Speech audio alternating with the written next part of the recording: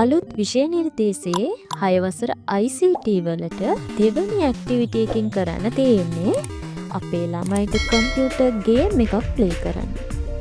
ඒකට අපිට ඕනි වෙනවා ටක්ස් ටයිපින් කියන සොෆ්ට්වෙයාර් එක. ඉතින් අද අපි ටක්ස් ටයිපින් කියන සොෆ්ට්වෙයාර් එක අපේ මැෂින් එකට ඩවුන්ලෝඩ් කරලා ඉන්ස්ටෝල් කරගමු.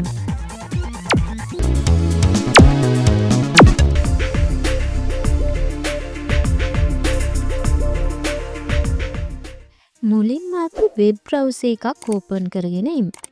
ඊට පස්සේ මෙතන ටයිප් කරන්න tuxtyping.en.download.it කියලා.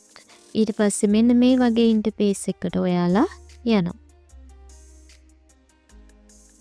මේකෙන් පුළුවන් අපිට මෙන්න මෙතන තියෙන free download කියන එක දෙන්න.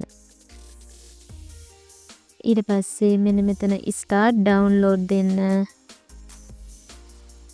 දැන් අපේ මෙතන download වෙනවා අපේ tux typing කියන මුතුකාංගේ.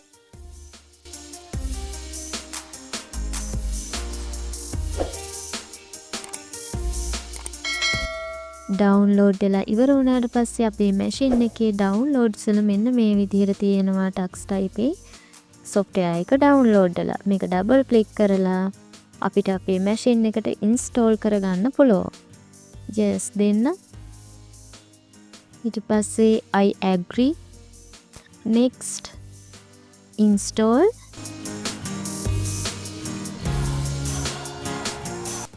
දැන් බලන්න අපේ desktop එකට tux typing කියන software එක shortcut එකක් හැදිලා තියෙනවා. මේක අපිට open කරලා අපේ ඊළඟ activity එක කරන්න පුළුවන්.